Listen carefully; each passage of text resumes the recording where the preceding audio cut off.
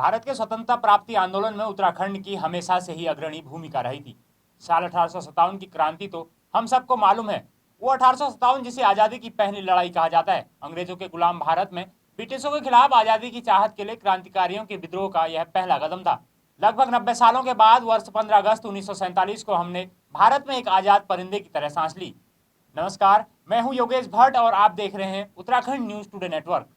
इसी दौर में हमारे उत्तराखंड में भी एक ऐसी जगह थी जिसे आज चंपावत जिले के लोहाघाट कस्बे के नाम से जानते हैं। पहाड़ के इसी जगह पर अंग्रेजों के खिलाफ विद्रोह के बीज फूटे थे। इस विद्रोह का नेतृत्व पहाड़ के एक वीर क्रांतिकारी और उत्तराखंड के पहले स्वतंत्रता सेनानी कालू सिंह मेहर ने किया था। काली कुमाऊं के वीर कालू मेहर ने अंग्रेजों के खिलाफ एक गुप्त संगठन बनाकर इस आंदोलन को धार दी। चंपावत जिले के लोहाघाट के समीप मेहर गांव है। इसी गांव में 1831 में कालू मेहर का जन्म हुआ था। वो एक संपन्न परिवार में पले बड़े थे। उनकी अंग्रेजों के खिलाफ लड़ने और आजादी पाने की छटपटाहट किसी से नहीं छिपी थी।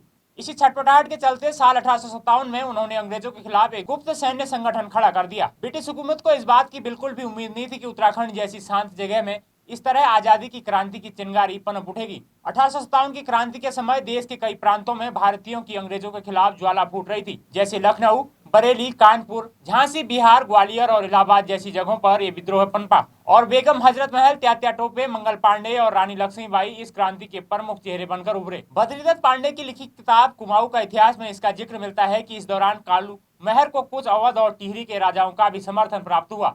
अवध के नवाब वालिद अली शाह कालू मेहर को एक पत्र लिखा और कहा कि अगर वो लोग अंग्रेजों के खिलाफ इस जंग में शामिल होते हैं तो उन्हें जितना भी धन चाहिए होगा वो दिया जाएगा, बशर्ते उन्होंने शर्त रखी कि अगर ये इलाका अंग्रेजों से मुक्त करा लिया जाता है तो पहाड़ी इलाका पर्वतियों का होगा और मैदानी इलाका नवाबों का। रुहेला के नवाब बहादुर खान, अवध के नवाब वाजिद अली शाह और टिहरी के राजा ने अंग्रेजों के खिलाफ लड़ने में कालू मेहर और उनके साथियों को सहयोग देने का वादा किया, जिसके बाद कालू मेहर ने गांव के लोगों को एकजुट कर अंग्रेजों के खिलाफ बगावत की रणनीति पर काम करना शुरू कर दिया। कालू मेहर ने लोगों से दो गुटों में बढ़ जाने को कहा। उन्होंने सुझाया कि कुछ लोग नवाब की तरफ हो जाएं और कुछ अंग्रेजों की तरफ।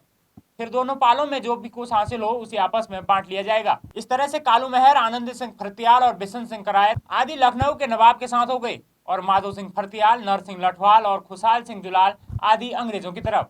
इन दिनों लोहाघाट के चांदमरी में उस दौरान अंग्रेजों की बैरक हुआ करती थी। कालू मेहर ने अपने साथियों के साथ इस बैरक पर हमला बोल दिया। इतना ही नहीं, उन्होंने इस बैरक में आग लगा दी। ये हमला अंग्रेजों के लिए बिल्कुल अप्रत्याशित था। वहां रहने वाले सभी अंग्रेज लोहाघाट छोड़कर भाग गए। इस घटना के बाद अंग्रेजों ने अल्मोड़ा और नैनीताल के रास्ते अपनी अन्य सैन्य टुकड़ियों को काली कुमाऊं यानी चंपावत की ओर रवाना किया।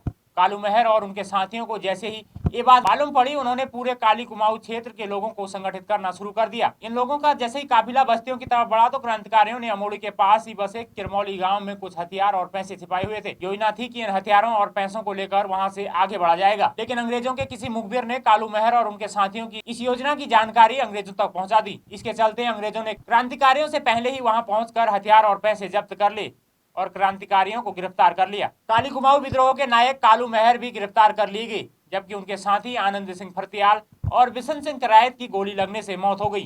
कुमाऊं के इतिहास में इसका जिक्र मिलता है कि कालू मेहर को 52 अलग अलग जेलों में कैद कर रखा गया और उनके घर को अंग्रेजों ने जला डाला।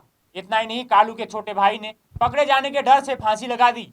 दूसरी तरफ माधो सिंह और नरसिंह आदि जो अंग्रेजों की तरफ हो गए थे, उन्हें बरेली और पीलीभीत में जागीरें दी गई। कालू मेहर और उनके साथियों ने अंग्रेजी हुकूमत के खिलाफ बगावत का जो कदम उठाया, उसका असर काली कुमाऊं की जनता को भी कई सालों तक भुगतना पड़ा। 1837 तक इस क्षेत्र में किसी भी व्यक्ति को सेना में शामिल होने का मौका नहीं मिल सका और इस क्षेत्र में जितने भी विकास कार्य संचालित हो रहे थे उन सभी पर अंग्रेजों ने रोक लगा दी। कालू मेहर के नेतृत्व में 1857 में बगावत की जो आंधी पहाड़ों में उठी थी, उसे जल्द ही थामने में अंग्रेजी शासन कामयाब रहा। लेकिन इस बगावत के बाद कालू मेहर क्रांतिकारियों और स्वतंत्रता सेनानियों के लिए एक प्रेरणा बन गए और उनका नाम आजादी की लड़ाई के इतिहास में हमेशा के लिए दर्ज हो गया। दोस्तों, कालू मेहर से संबंधित कोई जानकारी अगर आपके पास हो तो आप हमें भेज सकते हैं और ऐसे ही ज्ञानवर्धक जानकारी के लिए न्यूज टुडे नेटवर्क को सब्सक्राइब करते चलो। नमस्कार।